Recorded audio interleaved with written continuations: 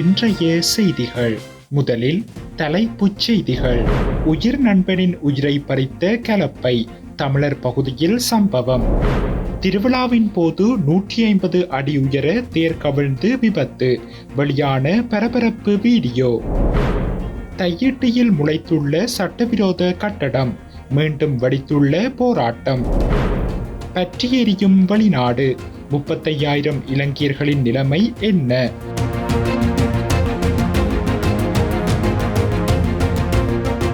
தொடர்பென விரிவான செய்திகள். அக்கரைப்பற்று போலீஸ் பிரிவிற்குட்பட்ட அகத்திக்குளம் பிரதேசத்தில் வயலில் உழுது கொண்டிருந்த உழவு இயந்திரத்தில் இருந்து தவறி விழுந்து 16 வயது இளைஞன் கலப்பையில் சிக்கொண்டு உடல் நசுங்கி உயிரிழந்துள்ளார். இந்நிலையில் நேற்று உழவு இயந்திரத்தில் உழுது கொண்டிருக்கும் போது அருகில் இருந்த இளைஞன் தவறி வீழ்ந்து கலப்பைக்குள் அகப்பட்டு உடல் நசுங்கி உயிரிழந்திருக்கலாம் என தெரிவிக்கப்படுகின்றது. உளவு இயந்திரத்தின் சாரதியான உயிரிழந்தவரின் நண்பன் அக்கரைப்பற்று போலீசாரிடம் சரணடைந்துள்ள நிலையில் சம்பவம் தொடர்பில் போலீசார் விசாரணையினை முன்னெடுத்து வருகின்றனர். திருவிழாவில் 150 அடி உயரம் கொண்ட தேர் சாய்ந்து விழும் பரபரப்பு வீடியோ காட்சிகள் இணையத்தில் வைரலாகி வருகின்றது. கர்நாடக மாநிலம் பெங்களூரு புறநகர் பகுதியில் உள்ள கூஸ்கூர் எனும் கிராமத்தில் தேர் திருவிழா இன்று நடைபெற்றது. 3 நாட்கள் நடைபெறும் கோவில் திருவிழாவில் 2வது நாளான இன்று தேர் திருவிழா நடைபெற்றது.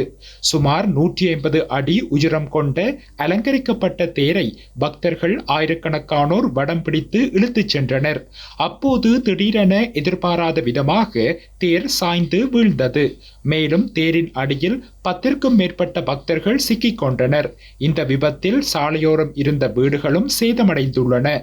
தேருக்கு அடியில் சிக்கி காயமடைந்த பக்தர்களை மீட்டு ஓனேக்கல் அரசு மருத்துவமனைக்கு அனுப்பி வைத்த நிலையில் அங்கு தீவிர சிகிச்சை அளிக்கப்பட்டு வருகின்றது. இந்த சம்பவத்தில் தமிழ்நாட்டைச் சேர்ந்த லோகித் என்ற 24 வயது ஆட்டோ ஓட்டுநர் உயிரிழந்துள்ளார். இதேபோல் பெங்களூருவின் கெங்கேரியைச் சேர்ந்த ஜோதி என்பவரும் உயிரிழந்ததாக தெரிவிக்கப்பட்டுள்ளது. இந்த காட்சிகள் இணையத்தில் வெளியாகி அதிர்ச்சியை ஏற்படுத்தியுள்ள நிலையில் இதுகுறித்து போலீசார் விசாரணைகளை முன்னெடுத்து வருகின்றனர். யாழ்ப்பாணம் தையிட்டியில் அமைக்கப்பட்டுள்ள சட்டவிரோத கட்டுமானத்திற்கு எதிராக போராட்டம் ஒன்று இடம்பெற்றுள்ளது. சட்டவிரோத கட்டடம் அமைந்துள்ள பகுதியில் இன்று குறித்த போராட்டம் முன்னெடுக்கப்பட்டு வருகின்றது. இது குறித்து மேலும் தெரிய வருகையில் தையிட்டியில் சட்டவிரோதமாக அமைக்கப்பட்ட திசவிகாரைக்கு எதிராக மக்களால் தொடர்ச்சியாக போராட்டம் முன்னெடுக்கப்பட்டு வருகின்றது.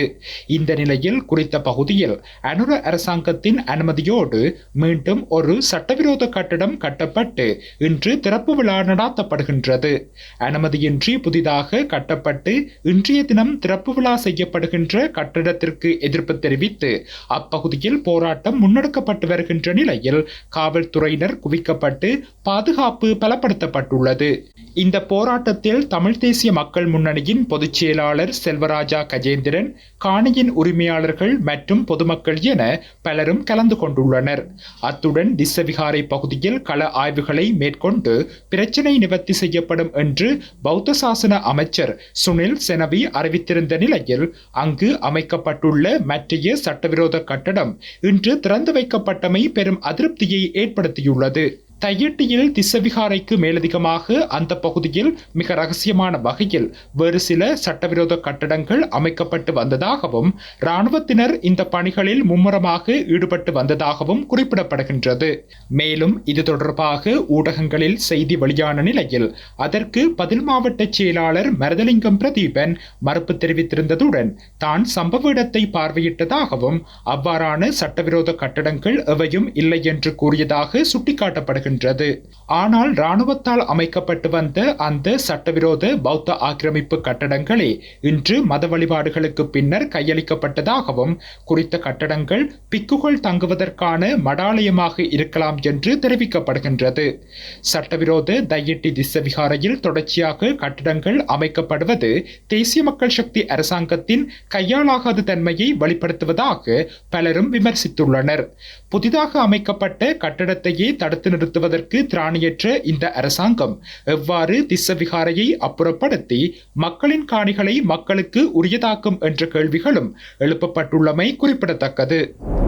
தென்கொரியாவில் கடந்த 3 நாட்களாக பாரிய காட்டுத்தீ பரவி வருவதாக அந்நாட்டு ஊடகங்கள் தெரிவிக்கின்றன. இந்த சம்பவத்தில் 4 பேர் உயிரிழந்துள்ளதுடன் 6 பேர் காயமடைந்துள்ளதாகவும் அவர்களில் 5 பேர் படுகாயமடைந்துள்ளதாகவும் ஊடக அறிக்கைகள் தெரிவிக்கின்றன. அந்த பகுதிகளில் கிட்டத்தட்ட 1500 பேர் வெளியேற்றப்பட்டுள்ளதாகவும் அனர்த்த முகாமைத்துவ அதிகாரிகள் குறிப்பிட்டுள்ளனர். சியோலில் இருந்து தென்கிழக்கே சுமார் 250 கிலோமீட்டர் தொலைவில் உள்ள சான்சியோங் கவுண்டியில் கடந்த வெள்ளிக்கிழமை இந்த தீ தொடங்கியதாகவும் பின்னர் மற்ற பகுதிகளுக்கு பரவியதாகவும் கூறப்படுகின்றது. இதற்கிடையில் தற்போதைய பேரிடர் சூழ்நிலையை கட்டுப்படுத்த அனைத்து வளங்களையும் பயன்படுத்துமாறு அனைத்து முகாமைத்துவ அதிகாரிகள் தீயணைப்பு அதிகாரிகளுக்கு அறிவுறுத்தியுள்ளனர். கொரிய ஊடக அறிக்கைகளின்படி இதுவரை சுமார் 3286.11 ஹெக்டேர் நிலம் எரிந்துள்ளது. வடக்கு கியோங்சாங் மாகாணத்தின் உய்சோங் மற்றும் சான்சியோனில் முறையே 1000 ஹெக்டேர் நிலம் அழிந்துள்ளது. இன்றைய நிலவரப்படி நாட்டின் தென்கிழக்கு பிராந்தியத்தில் 4 பகுதிகளில் ஏற்பட்ட காட்டுத்தீயை அணைக்க தீயணைப்பு வீரர்கள் பணியாற்றி வருவதாகவும் கொரிய ஊடகங்கள் செய்தி வெளியிட்டுள்ளன. இதேவேளை காட்டுத்தீயினால் இலங்கையர்கள் எவரும் பாதிக்கப்படவில்லை என்பதை தென்கொரியாவில் உள்ள இலங்கை தூதரகம் உறுதிப்படுத்தியுள்ளது.